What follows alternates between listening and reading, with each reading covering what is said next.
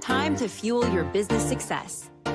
Welcome to Harmonious at Lunch. We're bringing you bite-sized advice and expert conversations to drive clarity and growth 5 days a week. Make sure you join our Facebook group at humanopt.com/lunch, where listeners like you and our guests hang out so we can find harmony in business together. If you're building a business, you're in the right place. Let's dive in. How can owning a bar make you a better CEO? And should you go out and buy one after this episode? I don't know. We're going to find out all the answers to those questions. I have a very special guest with me, Scott Greenfield. Welcome to the show, and thank you for being here. Thanks, Brandon. Thanks for having me. I have never, ever started this show with that question. It's a very unique question. Which also means you probably have a really unique and interesting background. So tell me, why does owning a bar, or how did owning a bar make you a better CEO? Where does this story begin? The story begins actually back in college. My partners and I were all fraternity brothers back in college. It sort of happened that way. After we all left college, right after college, two of my friends decided to go into the bar business. I was actually doing a little advertising work with my father's company, and one lunch, we were doing some advertising. By the next morning, I was a part owner in a bar in the Upper East Side of Manhattan. So it was three friends getting together and sort of trying to put this sort of picture in our mind what it would be like to own and operate our own business inside of Manhattan in a bar in New York City. So I was sort of brought on as the third piece of the puzzle, and really it helped me for what my job in the bar was, really sort of helped me on the path of where put me in the spot today. But one of the greatest lessons I learned, and I'm going to answer that question you asked at the beginning, would you go out and buy a bar today? Probably not, but I would once I finish writing my book and what not to do in owning a bar in New York City. Then read that, then you can do it. But I think the greatest lessons we learned, I learned owning the bar was, and I think this is a lesson people have heard a million times, you learn a lot more in your failures than you ever do in your successes. So I think at 22, when we opened the bar, we closed it when I was 23, we were open for a year, learning to fail, learning to fall on my face, learning to have the greatest 6 months you ever seen in a bar and having the worst 6 months coming right down afterwards. You learn to be at the top, and you really learn how to fail. So I think it's one of the greatest lessons, and I'm happy I learned it very, very early, because it allowed me to sort of look at the path of failure is not a bad thing. Failure is a really good thing if you want to be successful. Yeah, I mean, you're right. It's not a novel concept. There's books written on the subject, but it is an important one to drive home, because while failure sucks and nobody ever wants to fail, you don't go into something wanting to fail. It's important to just shift that mindset and say, okay, what can I learn from this? Or what have I learned from this? What am I not seeing from this experience? So it's one of those things that you have to constantly keep hearing, because no matter how many times you do it, failure always hurts to some degree. And it sounds like for you, I mean, to kind of poke fun at your story here a little bit, it sounds like every college senior's dream, right? To just continue the college experience, owning a bar, you get to drink all the time. Maybe that played a little bit of a role in your two friends' decision to open the bar. But I'm a little curious. You said the greatest 6 months and then the worst 6 months. Like, what were some of the failures in those 6 months that, looking back on it, that you can point to that was like, wow, that was it right there. That was the moment it turned and went downhill. Started day one. I think this is a lesson in any business, especially startup, looking to exit, in the middle, what have you. Capitalization, having the right amount of capital for your business to open up, to start, to run your business, having access to where you could take advantage, where you're not scrambling. Put it this way, we opened the bar the first night, we had $1,500 left in the bank. And how we survived for 6 months, everything's COD in the first 45 days we opened the bar. How we all did it, I still don't know how we did it, but really it was capitalization. We had no money and we just scrambled. Probably lesson number one. Make sure you have enough capital, access to capital that you can up and down, because the bar business is seasonal. In the bar business, you become hot, then you become not, and that not part is that extra 6 months. We had the greatest 6 months. We were hot, streets were busy, couldn't get down First Avenue. Two things happened. We had a very bad New Year's Eve. We didn't make the money we needed for New Year's Eve. Didn't last us into that. So that's winter season. Nobody wants to go out there in the winter, right? And we sort of were doing things we weren't supposed to do. You're not allowed to dance or have a DJ. And we had dancing and a DJ, and eventually we got in trouble for it. So that sort of started the downtick of what happened. So again, lesson number one, be capitalized. Lesson number two, know the rules of the game so you can play it correctly. Yeah, those are probably the two most important business lessons there is. I love it. Okay, so you said there was 4 things you learned. That was number 1. All of that was about the learning from your failures. What are tell me through the next one. What was the next lesson you learned? Relationships. How to build relationships, how to work with relationships, how to use relationships, because the bar business is all about making sure you take care of that, those regulars, so they keep coming back.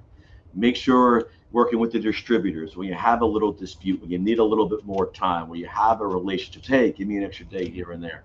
Having that ability of working with your store owners next to you when you were busy, to making sure they're okay, really allowing you to build a business network and how to work with people. I think that's a lesson that's harder today to learn, being in the digital world, but I think truly allowed me to grow as a young, excuse my language, cocky 22-year-old coming out of college into becoming out of there where I realized that relationships were very important pieces of success, and collecting relationships in a good way would pay dividends in the future. Don't know when or how, but would.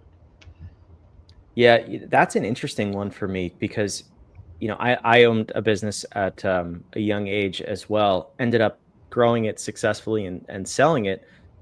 Still learned a lot, but relationships was one of those things that I really began to understand the importance of when I needed favors called in. And it's you don't realize you need something until you really need it in most cases. And to this day, I approach most relationships with a serve first mentality. I'm in a lot of networking groups, both in person and then also virtual, because that's the world we live in now. And I can't tell you how many people come into those groups and it's take. And they just want to say, who can you refer me to? Do you want to buy my stuff? I'm like, no, first of all, because I don't know you. And second of all, I would never, because that's how you're approaching people in conversations. You're approaching them as transactions.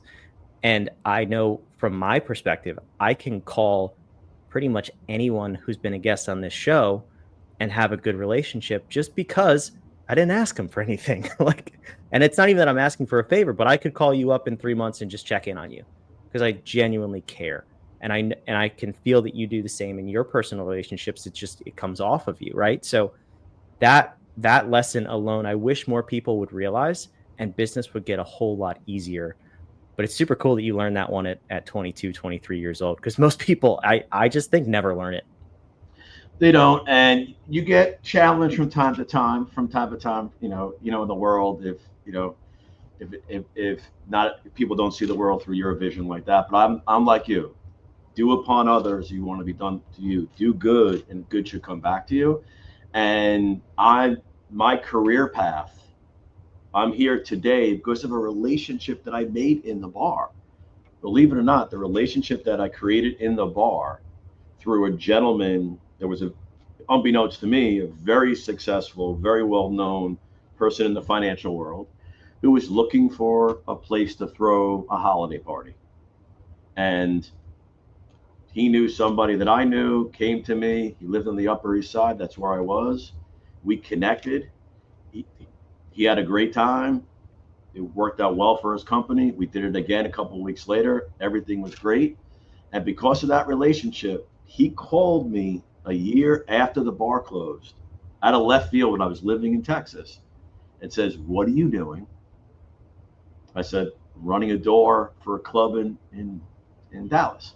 He's like, "Can you get back to New York soon?" I said, "I'm actually coming home to go visit my mom in a week."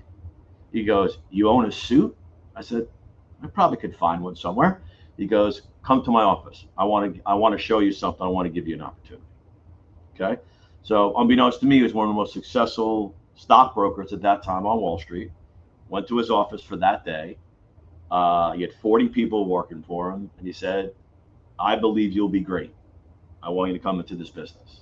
And he goes, when could you come back to New York? And 3 months later, I was working at a very large financial company, studying for my licenses. And that was 1994. And I've been successful in this industry since then. So I owe my career back then to the relationships that I learned at the bar.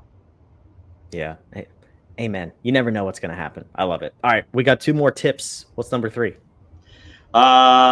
Because of the bar closing and it like it did, and I just didn't want to be in New York anymore. I got to leave New York for the first time. And if you're a born and raised Queens kid, didn't go anywhere 50 miles out of the radius of Manhattan. Living in Dallas, living in Texas in 93, 94 was an amazing time. Huge Cowboy fan. Cowboys were winning the Super Bowls at the time as well. But Can really you say that in New York? Are you okay right now? I'm okay right now. I grew up in the 70s. I'm a Tony Dorsett fan. I'm okay with that. But living in Dallas, as that city was growing, learning just the different worlds outside of New York, I think allowed me to become even better at relationships, connections, which made me a better person when it came to more developed. So learning how people live, learning a different state, learning a different culture was really for me, it was one of the best life lessons was living down there. And when I came back to New York, I think I came back as a different person with much more, I hate to say worldly because I was only moving in Texas, but different from not as sheltered as being in New York my whole life. And I thought it allowed me to come back. And when I started doing my business in finance, I started having clients from around the country. I think it allowed me to have different conversations and different experiences, which allowed me to connect with people from different parts of the country that I don't know I could have if I didn't have the experience of living outside New York like I did. Yeah, I shared before we started recording. I grew up in that area, Central Jersey, lived there for most of my life and moved out 2 years ago. My family, my wife's family is still up there. And yes, there is a whole world outside of Manhattan and Long Island. For those of you who don't know that, it's a big world. It's great. You should come see it. It's amazing. Like Scott said. But yeah, if someone's listening to this, please reach out to Scott because he said publicly he likes the Cowboys as a New Yorker on this show. So someone go check on him, please, as you're hearing this episode. So Scott, that's a huge lesson too. And it's one of those things that even if it's traveling, like I've learned that I love traveling. So even when I was living up there, I went to see mostly this country, but different cultures within the country. I went internationally a few times, and it really does change your perspective on no matter where you're from. I mean, you could be from San Francisco, but if you never leave, you're going to be so sheltered, like you said. You got to get out and see the world, and it's not enough to do it virtually and just connect with people elsewhere. You have to really immerse yourself in that culture and that location. So that's a tip that I wish I knew younger in life, because it definitely, I don't know that I would have stayed in Jersey that long or as long as I did. And I probably would have had so much different life and business experience moving out at a younger age. So it's a cool tip from you there. But we got to wrap this episode up. Last tip, last learning from owning a bar. What was number 4 for you? I don't want to fail again. Failure was hard. It was a great lesson, but I really learned that I will fail again. I know that, but I looked at it in the aspect of opportunity. I never wanted an opportunity. Did I take advantage of the opportunity in the bar like I should have? No way. I was 22. I was young, didn't see the world through the lenses I see. That the old Monday morning quarterback, right? Talk about football again, right? Wish I had those. I never wanted to waste the opportunity that was ever in front of me again. And that's the lesson I learned. The bar was such an opportunity that if I would have done this right, would I have done that right? Maybe. But if I would have given it my 190%, as I do today in everything I do with my family, my business, and what have you, don't know where I probably maybe still could have been in the bar business or the restaurant business.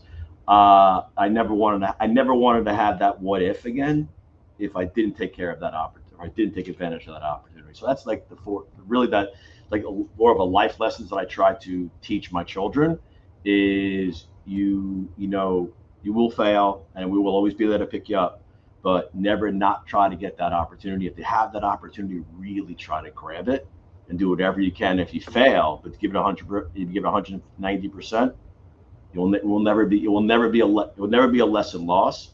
It will be a lesson earned. You go on to the next adventure. Yeah, there's a lot of wisdom in what you just said too. And one of the things I always tell our team is I take away the word loss. I say W's and L's, wins and learns, because if you, like you said, if you give it 100%, if you know that you gave it everything, it's really not failure. It's only when you give up or you don't try as hard as you personally can that it's truly a failure. And some things, if you don't want to give it 100%, maybe you shouldn't be doing it anyway.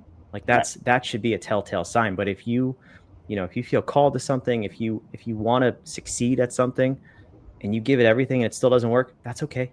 That's, like you say, lesson earned. I love how you put that there. So that's something that it's a really good lesson. Again, something I wish I learned personally way earlier in life, because it would just change the trajectory of all of the learns along the way.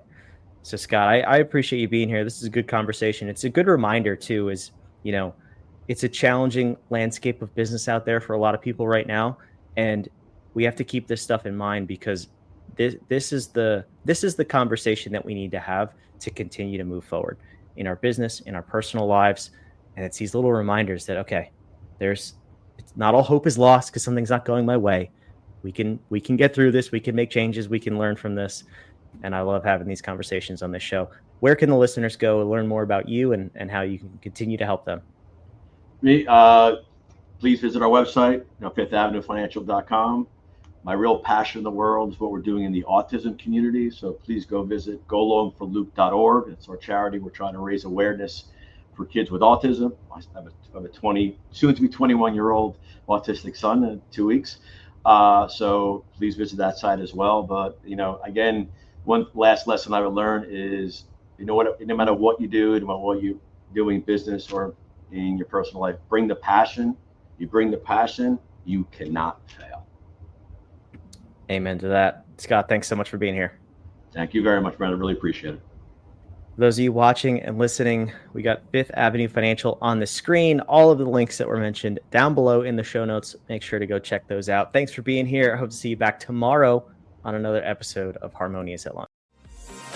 Another episode of Harmonious at Lunch in the books. I hope this episode made you think and you grabbed some actionable ideas to propel your business. Don't forget to like, comment your takeaways, and subscribe wherever you're listening so we can help more entrepreneurs just like you achieve harmony in their life and business. For cutting-edge tools that bring clarity